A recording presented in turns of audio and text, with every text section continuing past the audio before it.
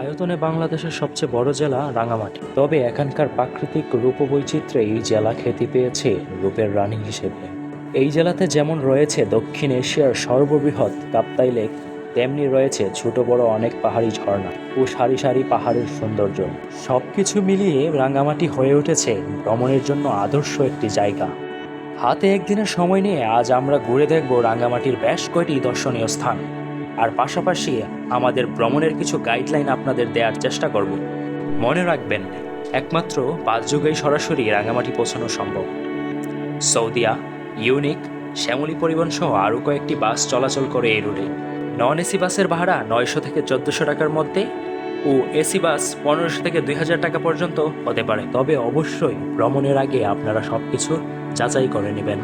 আমাদের এই ভ্রমণটি ছিল একটু ব্যতিক্রম, কারণ আমাদের অফিসের জিপিকিউ টিমের সদস্যরা মিলে এই ভ্রমণের আয়োজন করেছিলাম, তাই আমাদের সবকিছু ভ্রমণের আগেই ঠিক করে রাখা হয়েছিল। সবকিছু ঠিক করতে আমাদের সহায়তা করেছিল রাঙ্গামাটির সাগর ভাই। তার নাম্বার ও ডিটেলস আপনি এই ভিডিওর ডেসক্রিপশন বক্সে পেয়ে যাবেন। আমাদের যাত্রা শুরু হয় রাত 10টায় নরসিংদী জেলার ডাঙ্গা ইউনিয়ন থেকে। যেহেতু আমাদের দলগত ট্যুর ছিল এটি, তাই সিট নিয়ে কেউ যেন হতাশ না হয়, তাই লটারির মাধ্যমে সিট নির্বাচন করে দিয়েছিল আমাদের শ্রদ্ধেয় স্যার। আমরা বাসে ওঠার আগে রাতের খাবারের ব্যবস্থা করে নিয়েছিলাম।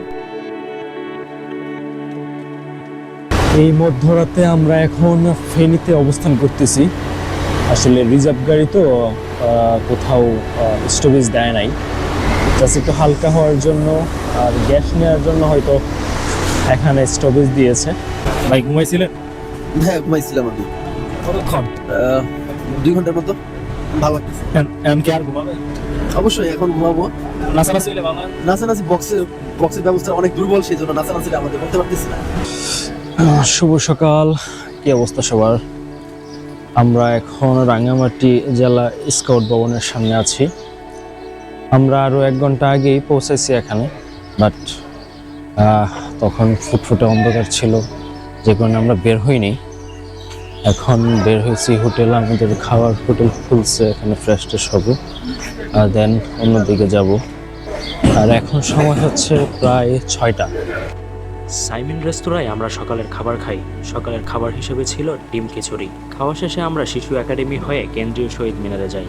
শহীদ মিনারের এক পাশে ছিল শিশু একাডেমি মাঠ ও অন্য পাশে ছিল কাঙ্ক্ষিত কাপ্তাই লেক। ওই যে দূরে দেখা যাচ্ছে পাহাড়, আর পাহাড়ের মাথায় মেঘের খেলা হচ্ছে। আমরা এখন রাঙামাটি কেন্দ্রীয় শহীদ মিনারের সামনে, আর অপর পাশে আমাদের হচ্ছে কাঙ্ক্ষিত কাপ্তাই লেক। ঠিক এখান থেকে আমরা বোটে উঠব, এবং আমাদের বোট আগেই রিজার্ভ করা আছে। তো চলুন, বোটে গিয়ে আবার দেখা হচ্ছে।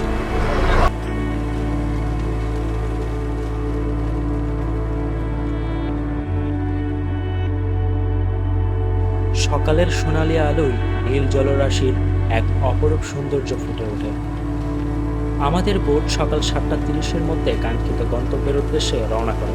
এখন আমাদের যাত্রার উদ্দেশ্য বুদ্ধ মন্দির ও উপজাতি মার্কেট। এই যে হচ্ছে আমাদের বোট, আর আদিবাসী গ্রামের যে বুদ্ধ মন্দির বা স্বর্ণ মন্দির যেটাকে বলে, সেটা হচ্ছে ওই আমার পিছনে দেখা যাচ্ছে, এখান থেকেই দেখা যাচ্ছে। ওইদিকে আবার আর একটা নৌকা ঘাট আছে, ওইটা দিয়ে গেলে সুন্দর একটা রাস্তা আছে উপরে ওঠার, এদিক দিয়েও যাওয়া যাবে, কিন্তু একটু ঘুরে ঘুরে যাওয়া লাগবে। আর আমার অপর পাশেই হচ্ছে আদিবাসীদের যে মার্কেট, সেই মার্কেট। চলেন দেখি মার্কেটে কি কি আছে, একটু দেখে আসি। ভাইয়া কি খাচ্ছেন? আমি আমার কাছে 30 টাকা দাম। এই যে 30 টাকা দাম। আর কি ছোটগুলো কত? ছোটগুলো হয়তো 20 টাকা। ছোটগুলো 20 টাকা, এগুলো 20 টাকা। 20 টাকা সুস্থ দাম খেতে পারে, একদম ফরমালিন মুক্ত। আমরা দেখি না, এটা বলা যাচ্ছে এটা বিশ্বাসের উপর খেতে হবে। আপনি কি খাচ্ছেন? আমি আমার গরমের সাথে অনেক ক্লান্ত হয়ে গেছিলাম, এটা ডাব খেলাম। কত? 130 টাকা নিচ্ছে একটা ডাব। খুব ভালো লাগলো, অনেক মিষ্টি, অনেক পানি।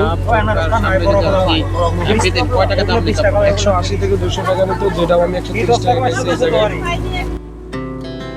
Our hearts beat to the city streets. We began to feel the fire.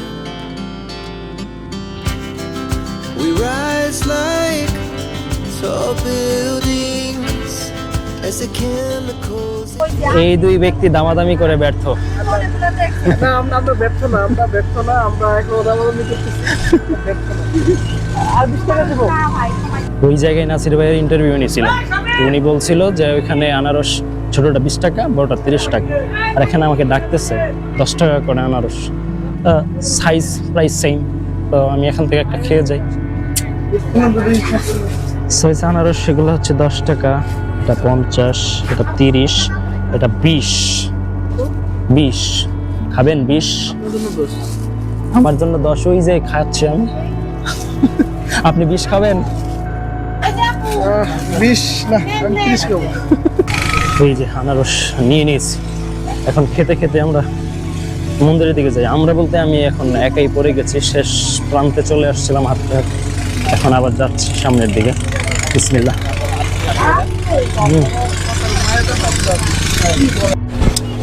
Numan ভাই, ও তো মন্দিরের দিকে যাই নাই, এখান থেকে যা দেখছি তাই, কিন্তু ওই যে পাহাড়ের উপর ওইটা মন্দির, এটা বুঝতে পারছি, কিন্তু এই জিনিসটা কি? জিনিস হচ্ছে এই যে পাহাড়ের যারা থাকে তাদের একটা আশ্রম। এখানে পাহাড় বলতে মন্দিরের মন্দিরের যে তাদের আশ্রম, তারা এখানে বিভিন্ন ধরনের তাদের যে ধর্মীয় আচার আচরণ সেগুলো করে থাকে এখানে। এই বটের ছায়ায় রয়েছে আরও একটি বুদ্ধ মূর্তি। এখন আমরা চলে যাচ্ছি সুবলং ঝর্ণার উদ্দেশ্যে। সেখান থেকে ফিরতি পথে আমরা দেখব উপজাতি বা আদিবাসী গ্রাম।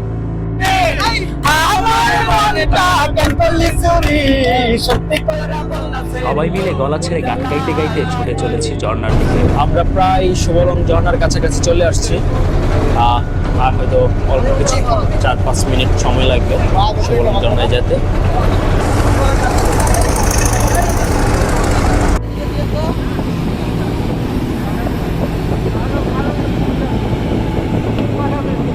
এই দুই পাহাড়ের চিপাতেই হচ্ছে আমাদের ঝর্ণাটা থাকার কথা। এখন পানি আছে না নাই জানি না, যাই গিয়ে দেখি কতটুকু পানি আছে। আমরা ঝর্ণার এখানে চলে আসছি, বাট ঝর্ণাতে কোনো পানি নাই, তবে খালি চোখে দেখা যাচ্ছে হালকা হালকা পানি এই যে এই জায়গাটা দিয়ে পড়তেছে।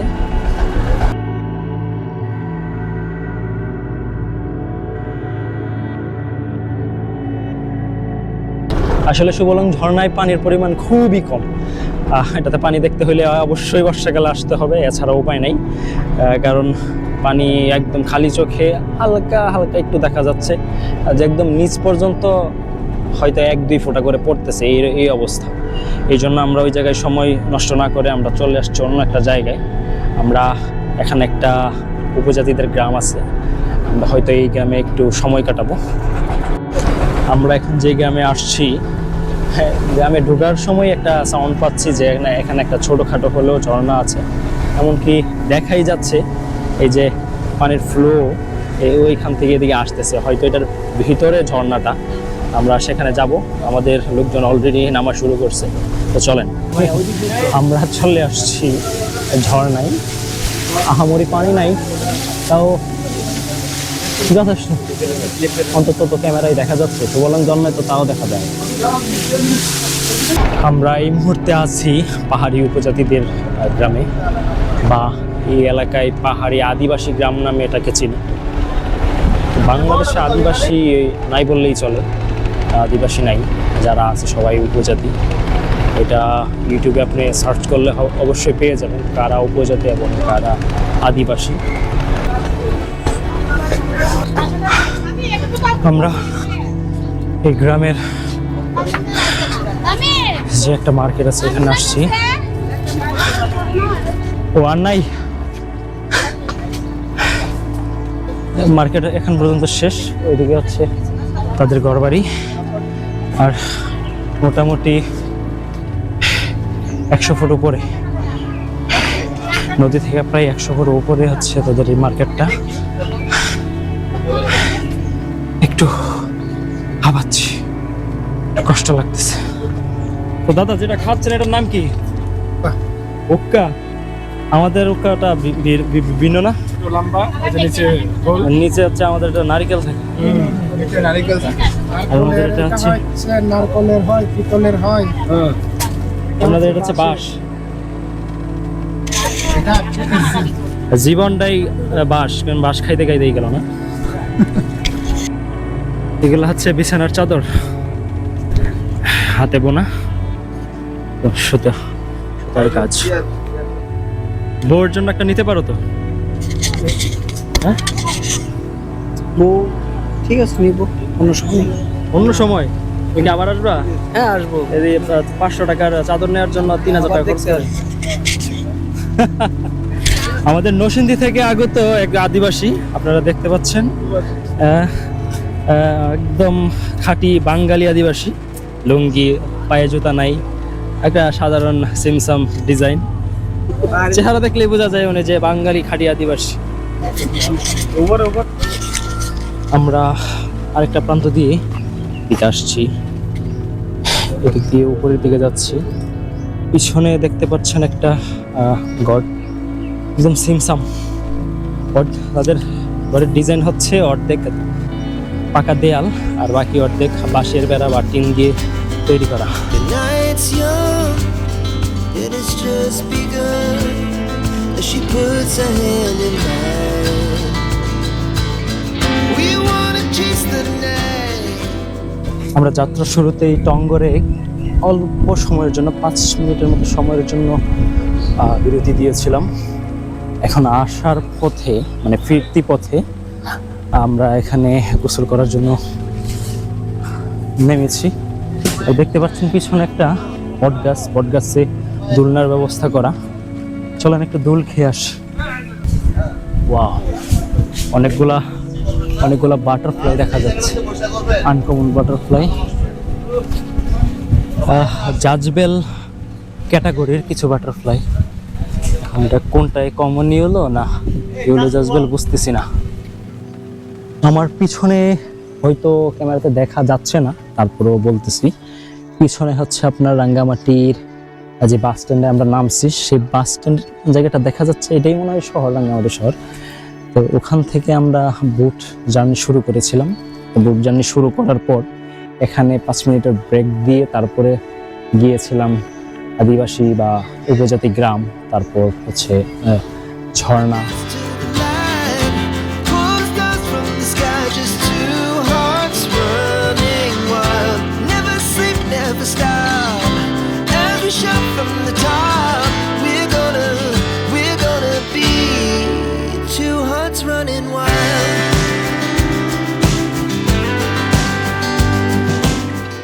এই টঙ্গর দ্বীপে আমরা দুপুরে সবাই মিলে লাফালাফি করে গোসল করি, আর আমাদের দুপুরের খাবারের ব্যবস্থা এই টঙ্গরেই করা হয়।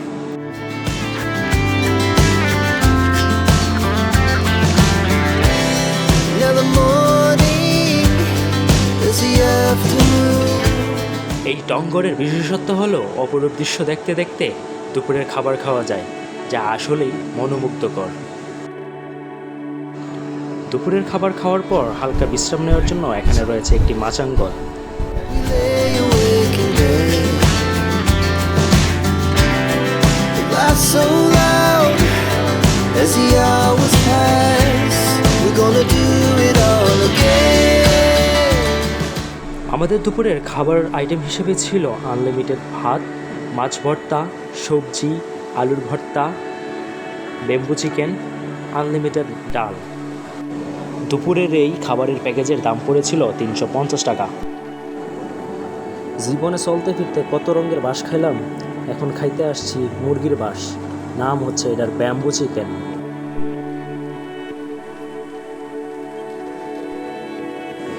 খাওয়া দাওয়া দ্রুত শেষ করেই আমরা জ্বলন্ত ব্রিজের উদ্দেশ্যে রওনা করি।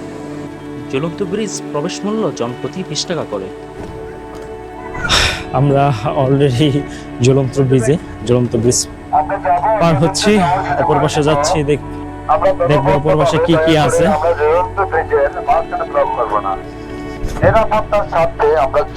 We wanna chase the night. Wanna dance to the light. Pull stars from the sky, just two hearts running wild. জ্বলন্ত ব্রিজের অপর পাশে রয়েছে মজাদার এক জালমুড়ির দোকান। চলুন খেয়ে দেখি কেমন এই জালমুড়ির স্বাদ। Never sleep, never stop. As we shout. সেই বিখ্যাত ঝালমুড়ি অলরেডি টেস্ট করে ফেলেছি। অসাধারণ টেস্ট। না খেলে না খুবই ভালো লাগে।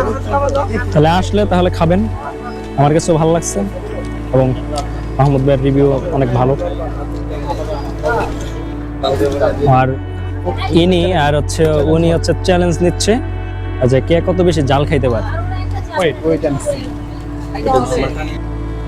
তাদের জাল খাওয়ার ফলাফল আসতে আসতে চলুন আমরা পাখির চোখে দেখে আসি বাংলাদেশের সর্ববৃহৎ ও প্রথম ঝুলন্ত bridge. From the top, we're gonna Bangladesh পর্যটন কর্পোরেশনের উদ্যোগে 1986 সালে এই ব্রিজটি নির্মাণ করা হয়। এই সেতুটির দৈর্ঘ্য 335 foot. We're gonna be. We're gonna be two hearts running wild. চলুন এখন জেনে আসি সেই 30 টাকার ঝালমুড়ি খাওয়ার ফলাফল। আমি হার মেনেছি, হায়দ্রাবাদ জিতছে।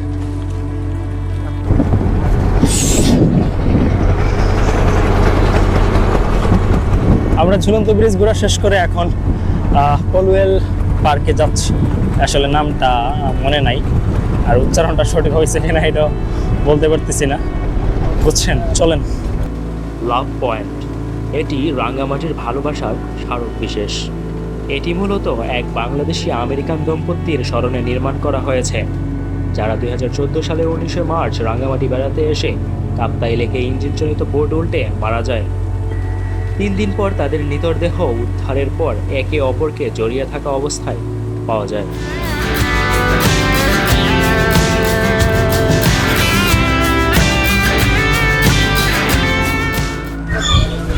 পলওয়েল পার্ক হচ্ছে যারা বিবাহিত বাচ্চা কাচ্চা আছে তাদের জন্য, মানে কাপলদের জন্য না। কিন্তু এই পার্কে রয়েছে সুন্দর একটি সুইমিং পুল, যেখানে প্রতি ঘন্টায় গোসলের জন্য গুনতে হবে 200 টাকা।